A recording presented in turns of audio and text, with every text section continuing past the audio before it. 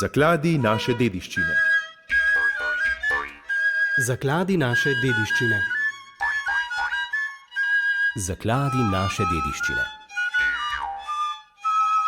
Prijazen pozdrav. Sredi oktobra je bil v ugledni znanstveni reviji objavljen članek slovenskih arheologov o izjemnem odkritju na Krasu, o več kilometrov dolgih kamnitih strukturah, ki so jih prazgodovinske skupnosti uporabljale za množični lov na divjad.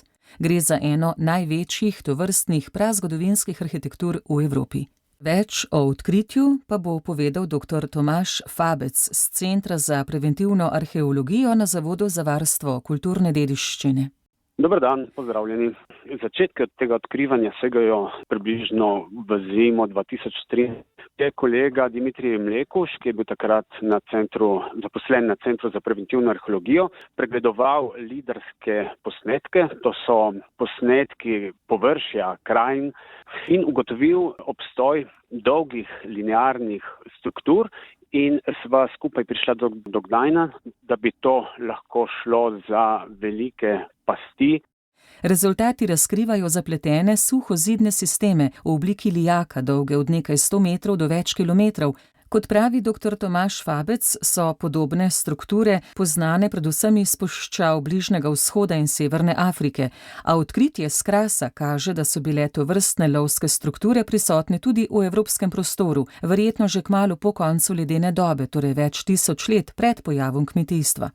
Take strukture v Evropi še niso bile poznane, tako da smo se kmalu odločili, da bi zadevo preverili tudi na terenu, in jasno je bilo predvsem, da gre za ruševine, starejše od novoveških zidov, struktur, ki so vezane na predvsem pašniško izrabo prostora. Glavno presenečenje pa je bilo odkritje končnih delov teh ogromnih pasti v vrtačah, kjer se je ponovil vzorec teh lijakastih struktur, ki se je zaključil v takih zankah v vrtačah, v katere so lovci gnali črede, najverjetneje jelenjadi. Te strukture v vrtačah so zelo podobne strukturam, ki jih najdemo prav v teh pasteh, ki sem jih prej omenil v Severni Afriki in v arabskem. Jih poznajo pod imenom desert kites, puščavski zmaji.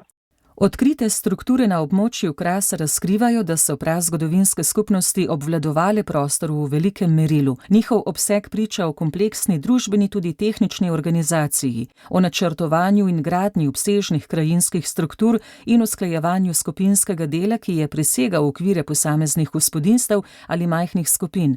Delovanje teh sistemov je temeljilo na natančnem poznavanju vedenja živali, njihovih sezonskih poti in dobrem razumevanju prostora. Odkritje odpira vprašanja o organizaciji skupnosti, porabi, presežkih in simbolnem pomenu izobilja v prazgodovinskih družbah. Ta zadeva je revolucionarna predvsem v tem pogledu, da obstaja velika verjetnost, da gre za strukture, ki segajo globoko v prazgodovino. Namreč take plasti lahko funkcionirajo samo v odprti krajini, v krajini, ki je ne prekriva gozd. Zidovi morajo biti jasno vidni, zato da se divjad pomika vzdolž zidov in jih ne preskakuje. In to, kar mi vemo o Krasu, je, da je bil Kras odprt brez vegetacije, predvsem v dveh obdobjih. To je na začetku holocena, govorimo o času izpred 10 do 7 tisoč let približno, pa smo že izključili, da ni možno, da te pasti segajo v ta čas.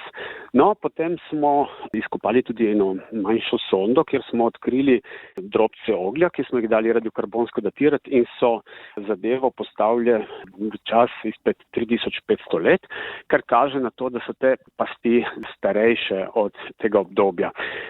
Če ta naša interpretacija, da bi te pasti lahko segale daleč nazaj v mezolitik, če bi se izkazala za pravilno, potem bi to pomenilo, da je naše razumevanje teh zelo starih začetnih poselitev Krasa popolnoma drugačno od našega vedenja, kajti danes velja, da naj bi bil mezolitik čas, ko so v Evropi nasploh živele zelo majhne skupine ljudi, ki so bile zelo mobilne, ki so se premikale po krajini in sledili njihovim virom, divjadi, ampak tudi drugim virom. Ta zadeva pa bi stvar postavila malo na glavo, kajti pri izdelavi in tudi uporabi takih pasti potrebujemo že večje skupine ljudi, skupine, ki imajo socialno hierarhijo in ki torej predstavljajo popolnoma drugačen tip družbe, kot smo si jo do sedaj predstavljali. Odkritje torej spreminja razumevanje evropske prazgodovine. Zato se bodo v nadaljevanju, kot pravi dr. Tomaž Vabec, lotili še Radi bi poiskali še dodatne argumente, da bi čim boljše razumeli, kako so te pasti funkcionirale in seveda bomo usmerili naše raziskovalne dejavnosti v to, da bi lahko čim boljše datirali te strukture. Zadeva bo verjetno v naslednjem letu se nadaljevala v obliki iskanja morebitnih lovskih taborov, v katerih je moralo priti do procesiranja živali, ki so jih uplenili. Zadeva ni najbolj enostavna, kajti ne vemo, če so ti tabori lovski bili v plasti ali pa v kakšnih drugih oddaljenih krajih, morda v povezavi tudi s kakšnimi jamami, ki so jih takratni lovci obiskovali. Zaključi dr. Tomaž Vabec o odkritju prazgodovinskih lovskih megastruktur, ki razkrivajo neznano poglavje evropske prazgodovine. In uspešno delo še naprej. Hvala, pozdrav. Zakladi naše dediščine.